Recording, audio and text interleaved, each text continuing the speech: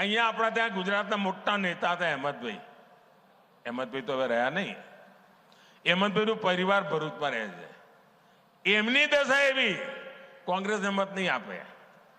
અહેમદભાઈનું પરિવાર કોંગ્રેસને વોટ નહીં આપી શકે.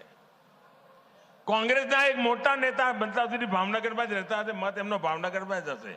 એ ભાવનગરમાં કોંગ્રેસને વોટ નહીં આપી શકે. આ કોંગ્રેસની દશા છે. તમે વિચાર કરો. અને આ કોંગ્રેસને સંપૂર્ણપણે જ્યારે એમનો ચૂંટણી ઢંઢેરો આવ્યો ને ત્યારે મેં કહ્યું હતું આ મુસ્લિમ લીગની છાપ છે આમાં. અને એક પછી એક પાના ખોલવા માંડ્યા છે.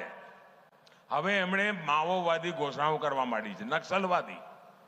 એમણે કહ્યું છે હવે એમણે પાર્ટી તો બરબાદ કરી, હવે હું તો મર્યો તને મારું એ મૂડમાં દેશને બરબાદ કરવા નીકળ્યા છે.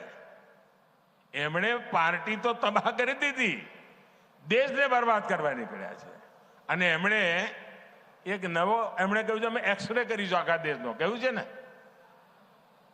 આખા દેશનો એક્સરે કરીશું. એટલે તમારા લોકરમાં શું પડ્યું છે એક્સરે, તમારા ઘરમાં શું પડ્યું છે એક્સરે, તમારું બેંકમાં શું પડ્યું છે એક્સરે, તમારા ત્યાં કઈ દાગીનો બાજરાના કે જવારના ડબ્બામાં રાખી મૂક્યો હોય એક્સરે, પછી લૂંટી લેવાનું. આ એમણે મેનિફેસ્ટોમાં કહ્યું છે જે બધું છે પછી જેની પાસે નથી એને વેચી દેવાનું. તમે આ ગરીબી વેચવા નીકળ્યા છો ભાઈ. આ દેશને તમે તબાહ કરવા નીકળ્યા છો. શું માંડ્યું છે તમે? તમે વિચાર કરો. એમણે બીજી એક વાત કરી. એમના એક ખેરખા બેઠા છે વિદેશમાં, એમણે ત્યાંથી સંદેશો આપ્યો, જાહેરમાં કહ્યું આપણે ત્યાં દરેક મા બાપ એની ઈચ્છા હોય ને કે ભાઈ મૃત્યુ પછી સંતાનોને કંઈ ને કંઈ આપીને જવું. દરેક મા બાપની ઈચ્છા હોય કે ના હોય? કોઈ મા બાપ એવું હોય કે હું તો દેવું કરીને જઈશ છોકરા ભરશે, એવો કોઈ મા બાપ હોય ભાઈ? એકે મા બાપ એવા હોય? બધા મા બાપ કંઈ ને કંઈ બચત કરે કે ના કરે? છોકરાઓ માટે આપીને જવાનો વિચાર કરે કે ના કરે?